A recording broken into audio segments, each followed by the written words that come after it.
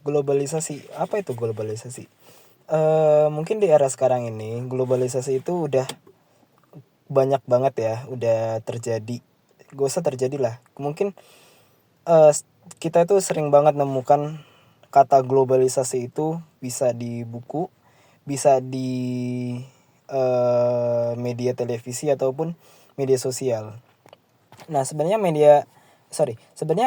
globalisasi itu apa sih? Media globalisasi. Globalisasi adalah suatu fenomena yang eh, sangat tidak bisa kita hindari di era modern saat ini. Perubahan besar itu banyak banget yang terjadi akibat globalisasi ini.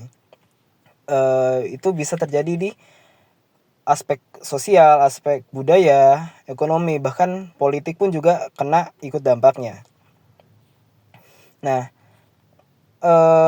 dalam konteks ini manusia itu sebagai tidak hanya sebagai objek yang dipengaruhi oleh globalisasi, tapi juga subjek yang dipengaruhi oleh globalisasi. Nah, di sisi lain, kearifan lokal itu yang menjadi warisan budaya di setiap daerahnya itu juga kena efek yang kompleks akibat dari globalisasi ini. Nah, tujuan dari video pembahasan pada kali ini itu adalah yang pertama, untuk mengetahui dampak globalisasi bagi manusia itu dari segi sosial, budaya, dan psikologisnya mereka. Yang kedua, mempelajari bagaimana suatu kearifan lokal itu bisa mengalami transformasi akibat dari globalisasi ini. Dan yang ketiga adalah mempelajari bagaimana peran manusia dan kearifan lokal dalam merespon pengaruh dari globalisasi ini. Di era globalisasi ini, segala sesuatu itu kita peroleh dengan sangat cepat. Setuju ya? Di kehidupan kita lah sehari-hari, kita itu merasa kalau banyak perubahan hidup itu terjadi di sekitar kita. Kayak yang paling gampangnya adalah ketika kita ingin mendapatkan suatu informasi, kita itu pasti carinya antara Google atau nggak TikTok. Itu pasti kita peroleh informasi banyak dari situ, terlepas dari fakta atau bukan. Nah, dari sekian banyak pengaruh dari globalisasi yang kita rasakan secara tidak kita sadari, ada beberapa dampak yang kita rasakan dari pengaruh globalisasi ini. Kayak yang pertama, perubahan gaya hidup. Perubahan gaya hidup ini yang paling kita rasakan. Kayak contohnya aja, perubahan dari cara kita berpakaian, dari fashion. Dari fashion itu jujur aja banyak banget yang berubah. Kayak contohnya penggunaan batik. Batik kalau kita pakai itu kan kayak cuman kemeja terus ada motif-motif batik. Nah, sekarang tuh enggak, motif batik ini yang paling kelihatan adalah dari model. Maksudku model itu bukan hanya kemeja doang. Bahkan ada beberapa kayak outer itu ada yang dari motifnya batik itu ada. Terus dari batik ada lagi dari cara kita menggunakan fashion, kayak contohnya stylenya culture, terus stylenya skena, Korean style, dan masih banyak lagi. Itu paling kelihatan lah kalau di sehari-hari. Terus individualisme meningkat. Loh, sabar. Maksudnya individualisme ini gimana? Individualisme adalah cara kita bersikap yang tidak mengandalkan orang lain. Maksudnya itu kita kerjakan apa-apa sendiri. Seperti itu. Maksudnya adalah contohnya aja lah, ketika kita ada tugas kelompok yang mungkin kita satu kelompok dengan orang-orang yang mungkin kita tidak kenal, atau jarak intiman kita itu masih jauh banget gitu. Ada beberapa hal yang bisa kita lihat, contohnya adalah individualisme itu. Individualisme yang dimaksud itu apa-apa itu kita kerjakan sendiri, tidak kita andalkan orang lain, seperti itu. Lalu yang ketiga adalah akses informasi yang begitu cepat. Maksudnya itu akses informasi dan di dunia pendidikan dan segala macam. itu banyak sekali yang kita bisa kita terima dalam waktu singkat. Kayak contoh tadi yang udah aku bilang di awal, banyak sekali informasi yang kita bisa terima, kayak misalnya kita bisa dapat informasi itu dari IG, dari TikTok, dari Google, seperti itu. Bahkan tidak hanya di dunia pendidikan aja, informasi seperti soal outfit, soal fashion, soal tempat-tempat nongki yang trendy gitu. Seperti itu loh kira-kira. Lalu ada perubahan nilai sosial. Nilai sosial itu contohnya seperti ini. Bukan nilai sosial aja, nilai sosial dan budaya itu juga kena pengaruhnya. Contoh,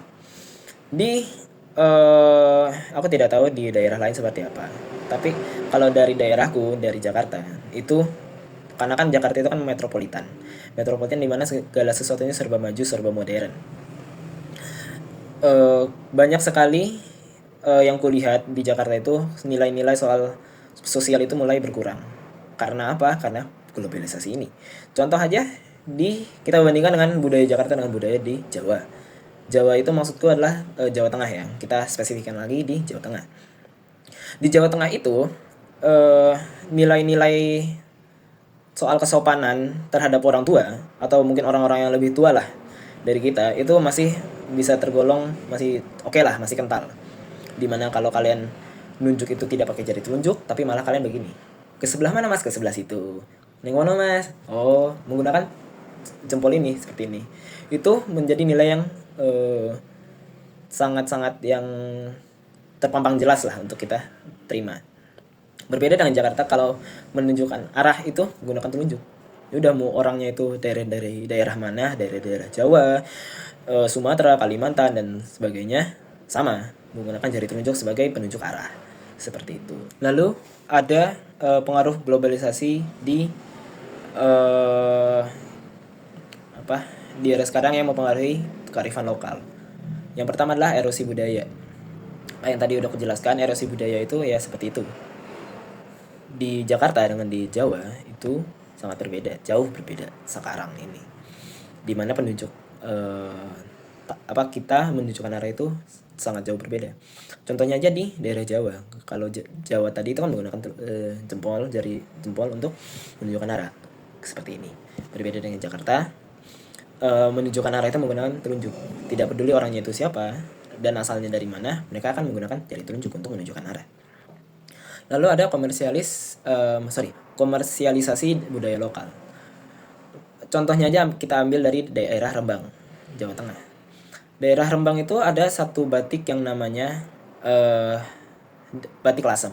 Itu ciri khas dari daerah Rembang. Nah, akan kujelaskan sedikit dari batik lasem ini. Batik lasem itu awalnya tercipta dari perpaduan atau akulturasi dari dua kebudayaan yang berbeda. Yang pertama kebudayaan dari Jawa, dan kedua adalah kebudayaan dari Tionghoa, Chinese. Nah, kenapa bisa Chinese? Apakah ada imigran dari Tionghoa yang datang? Ya, betul. Pada era dulu ada imigran yang dari Tionghoa yang datang ke daerah Rembang, yang tinggal lama di sana dan belajar soal kebudayaan lokal di sana, soal membatik.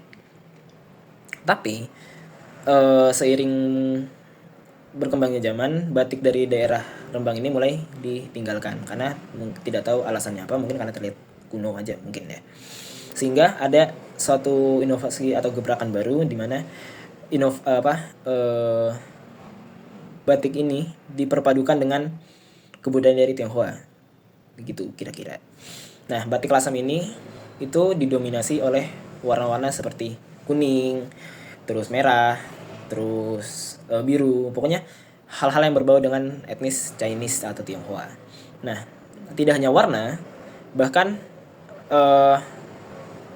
di dalam batik ini ada beberapa elemen-elemen yang berbau-bau Chinese juga.